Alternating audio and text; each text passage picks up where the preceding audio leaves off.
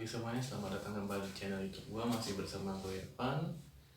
Hari ini gua akan membahas sebuah buku mengenai buku sejarah film horor. Itu judulnya Sinema dalam Sejarah Horor yang ditulis oleh Mark Wilson. Jadi ini merupakan buku terjemahan yang terbitkan oleh penerbit KPG tahun 2010. Nah, seperti apa sih sebenarnya sejarah film horor dalam buku ini? Tanpa lama-lama, yuk mari kita simak. Mark Wilson seperti ini. Ini ya kalau font ini cover dalam. Nah, ini daftar isinya. Nah, ini kan pendahuluannya. Nah, pertama kita akan melihat saya lebih lengkap ya,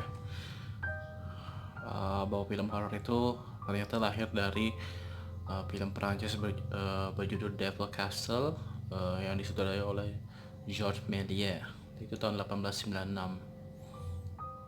Kemudian ada juga Cabinet of Dr. Caligari itu tahun 1920, dan di sini ada istilah namanya ekspresionisme Jerman. Awalnya dari situ ya, film horor itu dari ekspresionisme Jerman, itu gaya dalam perfilman dunia.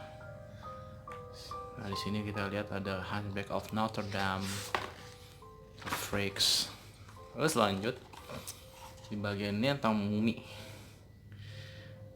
Monster dan mumi di sini kita lihat ada The Golem dan Frankenstein yang dibintangi oleh Boris Karloff yang sungguh terkenal, menjadi ikon tuh makhluk satu ini ya, Boris Karloff. Kemudian ada The Mummy di tahun 99. Ini sungguh film yang terkenal sekali, bagus sekali sih untuk cerita, tapi untuk sequelnya nggak terlalu bagus ya, aneh. The Rock-nya jadi Scorpion King-nya aneh banget. Terus kita lihat di sini vampir. Nah, ini juga termasuk salah satu bakok yang sering banget ya jadikan tema dalam film horor ya. Di sini kita lihat kan, dan pasti vampir itu kan ya kayak Dracula kan. Di sini Bela Lugosi. Ini aktor asal Hungaria, memang terkenal banget bermain peran Dracula ya. Dan sampai terkenal banget ya suaranya, aksen Hungarianya itu sampai kalau lo nonton Hotel Transylvania 1-3 itu ya, lo kamu ngetahui bahwa Adam Sandler sebagai pengisi suara si Dracula bahkan bersuara seperti like-nya Bela Lugosi. Kemudian di sini juga ada Blade. Ini salah satu karakter Marvel Cinematic Universe ya, mungkin di Avengers berikutnya Blade akan muncul lagi ya, dan nggak akan terpisah kayak sekarang. Kemudian ada Bram Stoker Dracula. Ini juga yang boleh dibilang salah satu film horor yang sukses banget adaptasinya dari novelnya Bram Stoker ini. Ya kalau yang udah pernah nonton pasti tahu alur ceritanya, emang sungguh bagus sekali film ini. Bahkan teman gue ada yang menggemari banget ya ini film ini. Kemudian zombie. Nah, ini boleh dibilang film horor yang sekarang ini lebih trennya pada film zombie ya. Emang sebenarnya dari dulu udah ada sih film zombie, cuma kan lagi tren ya. Kalau seperti itu ada tuh War of Z. Kemudian film-film horor yang sekarang kayak dari Korea tuh Train to Busan, Kingdom. Di sini juga ada kan dibahas kan tentang misalnya Dawn of Dead, 28 Days Later. Ini lagi tren banget film zombie. Kemudian film kelas B ini jadi maksudnya film yang berbudget murah, dia ceritanya juga biasa-biasa aja. Tapi di sini ada mungkin ya film kelas B yang seperti ini, The Creature from the Black Lagoon. Itu sepertinya kayak menginspirasi film horor yang menjadi pemenang Oscar ya tahun 2018 ya, Shape of Water yang disutradarai oleh Guillermo del Toro ya. Mirip sama makhluknya ini, makhluk amfibi juga kan. Ya, kemudian ada Deep Rising, ya ini pernah ditayangin di RCTI ya, Deep Rising ini. Terus kita lihat kemudian mutasi. Jadi maksud mutasi itu kayak perubahan manusia bisa jadi serigala kayak werewolf. Nah, ini banyak banget sebetulnya film tentang werewolf inilah. Misalnya salah satunya American Werewolf in London. Ini salah satu yang film horor paling banget terkenal. Terus kemudian ada Species itu tahun 90-an ya. Nah, segala setan. Nah, ini juga tren film horor yang sekarang lagi bener-bener ya ngetren ya setan ini ya. Ya misalnya kerasukan arwah penasaran, arwah itu ngamuk. Misalnya dimulai kan dari The Exorcist, ini kan kalau sebenarnya kayak rukyah ya. Terus sekarang banyak muncul kan The Conjuring, Insidious, ya bahkan di Indonesia sendiri ada Pengabdi Setan akhirnya. Oh man, itu ya film horor tahun jebot lah. Ya penggemar film horornya pasti tahu banget lah ya. Kalau sebut tentang hantu, sini ada misalnya Haunts of Haunted Hills, kemudian horor Jepang kayak The Ring, itu kemudian ini The Ring dan Ringu, kemudian diadaptasi jadi The Ring, terus kemudian ada Sixth Sense, The Others, ini film bagus banget The Sixth Sense nih. Terus sudah dari oleh Night Shyamalan, mantap ini filmnya.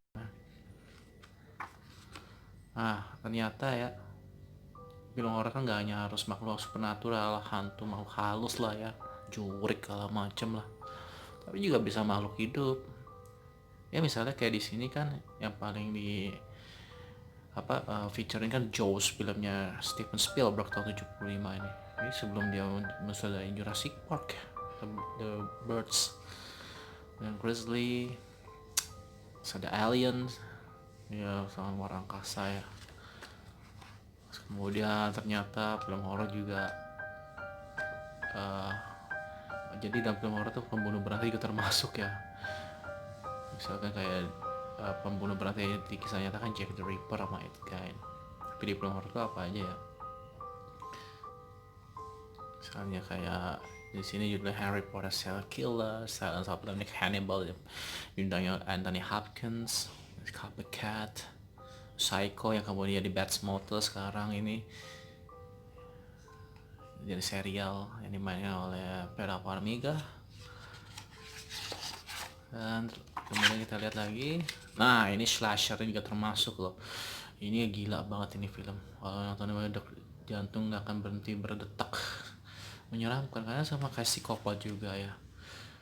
Terus ini kan kayak misalnya The Halloween, terus kemudian ada ini di Nightmare on Elm Street ya, Freddy Krueger ya. Kemudian nanti dia punya musuh namanya Freddy Voorhees ya, ada kan Jason vs Freddy, ada Scream 1 dan 2, kemudian ada Jigsaw. Wah menyeramkan sekali nih.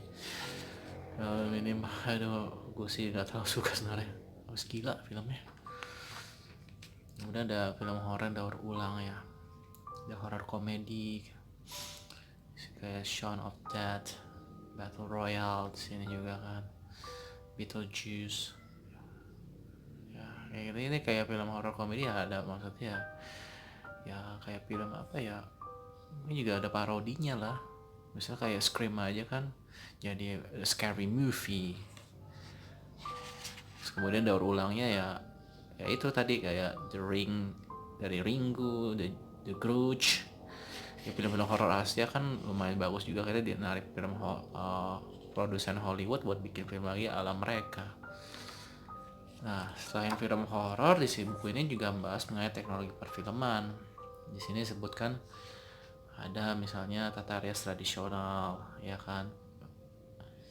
Ini emang agak ribet kalau tata rias tradisional ini kan, pakai banyak trik khusus gitu. Yang paling gampang itu CGI. Untuk sekarang ini lebih mudah ya. Kita bisa melihatnya di sini ada Pirates of Caribbean, Curse of Black Pearl, banyak banget pakai teknik CGI. Biasanya terkenal itu kan it's like magic. Kemudian daftar istilah. Nah, ini bisa lo lihat. Oke. Nah, kita mereview, membahas isi buku ini yang jumlahnya 32 halaman. Dan termasuk dalam seri yang diterbitkan oleh penerbit KPG, kita bisa mengetahui bahwa sebenarnya film horor itu tidak selamanya harus selalu hantu atau yang mistis-mistis. Kalau di Amerika sana atau di luar negeri, film horor itu ya bisa film slasher, psikopat, pembunuh berantai, bahkan juga hewan-hewan ya seperti film Jaws the Grizzly, atau mungkin film-film kelelawar pembunuh, laba-laba pembunuh kayak arachnophobia. Jadi definisinya itu sangat luas sekali, bahkan juga tentang alien itu juga termasuk film horor ya, tidak seperti di Indonesia ya. Eh, dan boleh dibilang sih buku ini juga ya maksudnya memberikan wawasan aja mengenai film horor itu seperti apa kan. Dan juga terjemahannya juga bagus sekali oleh penerbit KPG, yang kita tahu memang penerbit KPG yang sumber berkualitas menerjemahkan buku-buku dan menerbitkan buku-buku luar negeri. Nah itu aja sih yang mau gue sampaikan dari review buku kali ini. Apabila lo menyukai video ini, mohon like, jika berkenan mohon beri komentar yang bagus, kemudian share media sosial lo, dan jangan lupa untuk subscribe ke channel YouTube gue ini, karena tiap minggu gue akan membuat video-video yang berkualitas tentunya. Baik, itu aja, sekian dan terima kasih.